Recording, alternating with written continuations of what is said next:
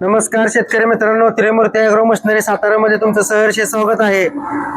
तर मित्रांनो, आपण आता 460D पॉवर विडर किसान क्राफ्ट कंपनीचा आहे. त्याच्याबद्दल आपण तुम्हाला जनरली माहिती काय देणार आहे की बऱ्याच शेतकऱ्यांचा काय विषय आहे की बाबा टर्निंगला एका साईडला ओढतंय, क्लच सेटिंग, ऑइल बदली, अशा काही किरकोळ गोष्टी आहेत त्या आपण थोडक्यात माहिती देणार आहे. तर मित्रांनो, हे 460D 11 HP मशीन आहे. आपल्याकडे 5 HP पासून 13 HP पर्यंत पॉवर विडर मिळतात मित्रांनो.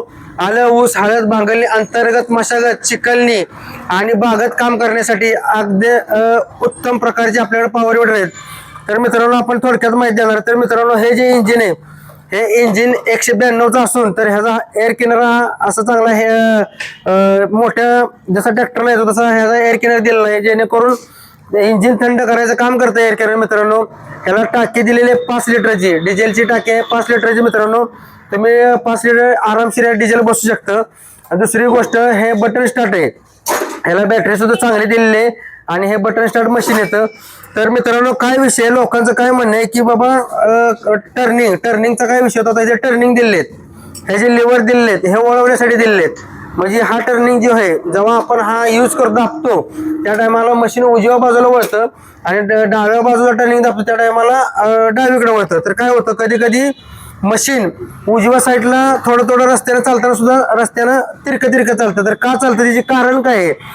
तर मित्रांनो, हे जे टर्निंगला दिलेले तुम्हाला सेटिंग, तर ही सेटिंग पूर्ण ही जी केबल आहे इथं 2-3 ठिकाणी सेटिंग आहे मित्रांनो. जर वळायला लागलं तर फक्त हा जो स्टड आहे, हा 12चा पाना इथं पट्टी पाना बसून हे 2-3 थ्रेड आतमध्ये घेतल्यानंतर हा प्रॉब्लेम सॉल्व्ह होऊ शकतो. आणि दुसरी गोष्ट, हे जे पाठीमागचं चाक जे आहे ते सुद्धा सरळ एकदम स्ट्रेट पाहिजे, जेणेकरून वाय जरी क्रॉस असलं तरी मशीन मित्रांनो एका साईडला ओढू शकतं. हा झाला टर्निंगचा प्रॉब्लेम. दुसरी गोष्ट, मशीन हा क्लच आहे. क्लचचा काय विषय, कधी कधी काय होतं मित्रांनो, क्लच सेटिंग उतरते, मग काय होतं, पिकअप येत नाही, रोटर काम करत नाही, स्लो चालतो. तर ह्याचं सुद्धा सेटिंग आहे मित्रांनो क्लचचं. तर ते सेटिंग कुठे तुम्हाला दाखवतो मी. सेटिंग ह्या बाजूला आहे, तर बघू शकता इथं मित्रांनो. हे जे क्लच आहे, हे क्लच सेटिंग हे दिसते ना तुम्हाला पट्टी, ह्या पट्टीची इथं हा स्टड दिलाय उभा. तर हे 2-4 थ्रेडनं तुम्ही वरती उचलून घेतला स्टड फिरवून वर, तर क्लच सेटिंग तुमचं पुन्हा एकदा परत हाया जागी होतं मित्रांनो. आणि जेव्हा पूर्ण सेटिंग संपतं तर तेव्हा समजून जायचं की आपली क्लच प्लेट संपलेली आहे, म्हणजे गेलेली आहे. तर मित्रांनो, आणखी दुसरी गोष्ट काय आहे, आता काय शेतकऱ्यांचा काय होतं विषय की आम्हाला रोटर दिलाय चाकाला लावण्यासाठी सेंटर रोटर. तर सेंटर रोटर डायरेक्ट असा बसत नाही. तर मित्रांनो, ह्याला पहिला गिअरबॉक्सचा पाठीमागचा रोटर गिअरबॉक्स सोडवायला लागतो. तर तो कसा सोडवायचा, तर इथं 4 नट आहेत बघा मित्रांनो. हा एक आणि असेच 2 नट पलीकडच्या बाजूला आहेत आणि ह्याचं खाली 2 नट आहेत. इथं बघू शकता तुम्ही, इथं हा एक नट आहे आणि हा एक नट आहे. हे असे नट काढल्यानंतर पूर्णपणे हा रोटर गिअरबॉक्स साईडला निघतो.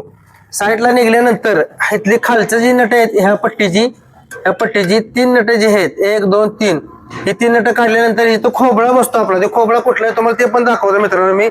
खोबळा आपल्याकडे आहे,